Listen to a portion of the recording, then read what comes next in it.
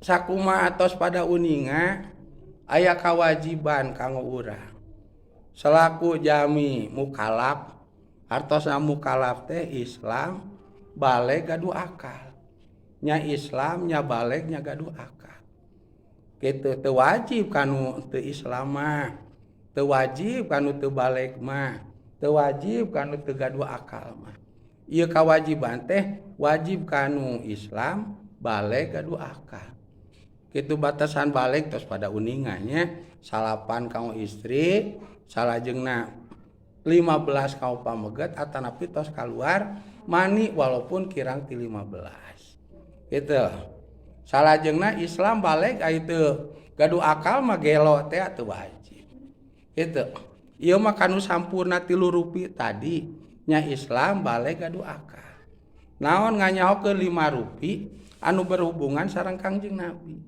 ieu teh hukumna wajib cek ulama ahli tauhid bahkan walaupun orang ahli ibadah orang teh karena sholat teh muni lekoh leket nya teu boro-boro fardu anu wungkul 17 rakaat sadinten sawengi nya lohor asar maghrib isya subuh sunat oge muni lekoh duha gitu 8 rakaat mata pangaosan minggu teh sok kasiangan duha heula gitu.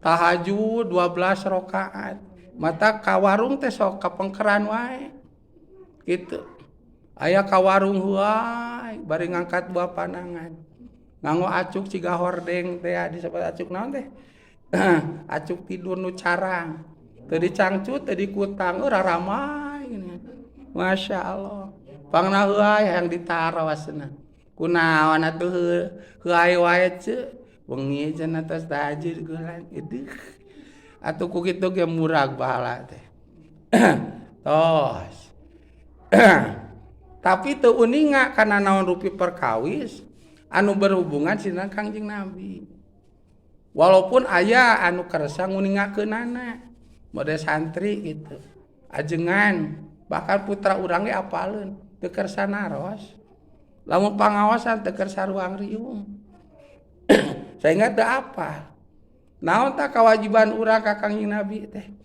waleranana aya 5 rupi kewajiban urang ka Kangjeng Nabi wajib dikanyahokeun lamun teu dikanyahokeun urang teh ibadah teh dibarengan sareng dosa salat dibarengan sareng dosa gitu sabab apalna urang salat teh ti saha ti Kangjeng Nabi ilmu salat oge ti Kangjeng tapi 5 kewajiban urang ka Kangjeng Nabi henteu terang dosa teh. Nah, naon tanu 5 teh? Hiji nguningakeun perihal kelahiranana Kangjeng Nabi. Tameureun ayeuna sasihna teh. Naon nu kedah diuningakeun? Urang mah da lain tukang ceramah, sanes tukang mituturan. Urang mah sanes dai. Urang mah sanes mubalik garis badagna we nu diuninga teh naon rupina hiji perihal sasi kelahiran Kangjeng sasi naon cenah kelahiran Kangjeng Nabi teh waleranana sasi mulut ceuk urang mah ceuk Arab nama Rabiul Awal sok buyeng nyabunya mulut jeung Rabiul Awal padahal mah Rabiul Awal teh mulut teh keneh mulut teh Rabiul Awal keneh eta keneh benten nami tapi sami itu tah sasi mulut teras deui anu kedah dikanyaokeun teh disakedeung sasihna dintenna dinten naon tah Bu dinten Senin teras wayahna wayah kumaha tah lahiran Kangjeng Nabi teh nya tadi wayah kumaha tah pan urang sok anu naros ieu putra lahiranana jam sabaraha wayah kumaha itu. Kangjeng Nabi lahiranana teh waktos kaluar fajar sodik nyata panon poe anu bener anu nawiskeun tos lebet kana waktos subuh janten menjelang salat subuh kitu cek sakaol mah anu nguningakeun saatos waktos subuh gitu da Sayyid Abdul Muthalib teh harita nuju tawaf di Ka'bah kitu janten saatos subuh. Nah, tapi anu masyhur mah menjelang bade waktos subuh gitu. Jam sabaraha kinten-kinten tabuh 3 menjelang katabuh 4 lahiran Kangjeng Nabi teh. Salajengna naon deh anu kudu dikanyahokeun teh nyaeta tahun kelahiran Kangjeng Nabi. Anu mana tahun kelahiran Kangjeng Nabi teh masyhur disebat teh ku tahun gajah. Pangna disebat ku tahun gajah ku sabab aya raja namina teh Sabu. Saha ngaranna teh? Saha nyabunya? Saha tetenya? Keur pararana sih kuda dipasian rujak buahnya. Jeung gedang. Nuju leubeut beli palalaya tah buah di abdi tah. Wios sakilo 30.000 we.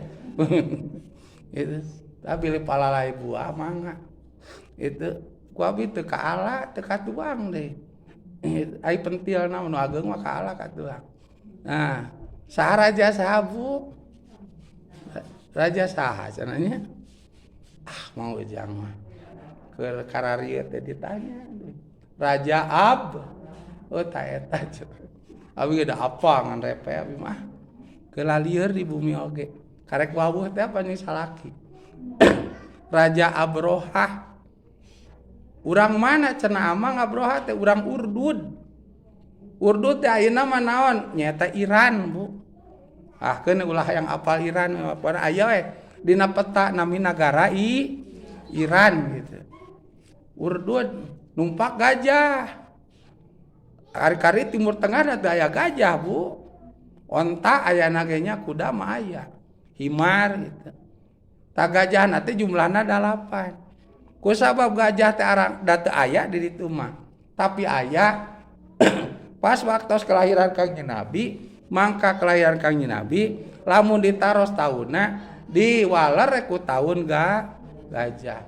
Janten kasimpulanana Kangjeng Nabi teh lahirna sasi Mulud dinten Senin waktosna menjelang subuh salajengna taun gajah kantune tanggalna tanggal sabaraha tanggal 12 gitu Bu tanggal 12 tak Kangjeng Nabi mah nuruk cupu sakumangke anu bakal diuningakeun kawajiban urang teras keda uninga perkawis wafatna Kangjeng Nabi. Ira wafatna Kangjeng Nabi sami jeung kelahiran Kangjeng Nabi. Sasihna sasi Mulud. Janten Kangjeng Nabi teh pupusna oge sasi Mulud. Kaping sabaraha? Kaping 12. Dinten naon? Dinten Senin. Wayah kumaha menjelang subuh deui, Bu. Sami. Gitu. Bade dimakamkeunana teh disimpen heula di bumi hampir 3 dinten. Lami Kangjeng Nabi mah. Naon sababna? Ku sabab sahabat kaumul muslimin muslimat sadayana hoyong takjiah heula ngalayan ka Kangjeng. Ta eta ge 3 dinten lamun teu engal-engal sepakat mah. Kitu kana Kangjeng Nabi dipendem da meureunna teras we. Kangjeng Nabi teh acan dipendem. Ngan mujizat Kangjeng Nabi walaupun 3 dinten di bumi teu ngawawangian tina salirana teh kaluar wawangian. Urang mah 3 dinten teu ngawawangiannya. Tah gitu. Takut sabab bau urang mah maka kewajiban anu hirup kanu maot teh 4 rupi hiji tos sidik maot nyaeta kedah di ibakan. Eta teh wajib ngibakan teh Bu. Ku sabab wajib ngibakanana ge kudu anu apal kana ngibak. Ku sabab ngibakan mayit mah benten eueuh ngibakan anu hirup. Komo jeung sami ngibakan domba mah. Beda, Bu. Sagala rupana ge aya doana ngibakan mayit mah. Urang mah keur hirup ibaknya teu boro-boro ibak umum, ibak wajib oge. Bada hadas gede. Ari poho deui kana niatna mah geuningannya gejebur we. Paribasa Gusti mah bedat anu uninga cenah kitu.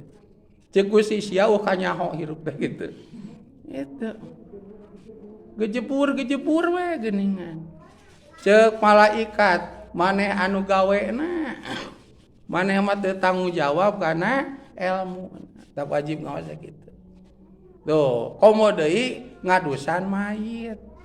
Lain mayit adus tapi mayit di tah anu ngadusan teh kudu ahli kana bab ngadu tong sembarangan Bu sagalaga aya doana tuh ti mimitina lian boena ge aya doana jumlah talina aya saberiji teu sembarangan tuluy talina bisa aya nu heureuy ulah ku kaen eta tuh talina geus aya ku tamang cenah kitu pan bisa anu heureuy mah kusaha teu apa dal dilakukeun kitu tah ulah aya heurai-heurai serius sababade nyumponan kewajiban anu hirup ka anu maot terakhir kitu tuluy naon deui ngaboehan tuluy nyolatan tuluy nguburkeun tah ieu kudu saengalna urang mah naon sawabna teu boro-boro 3 dinten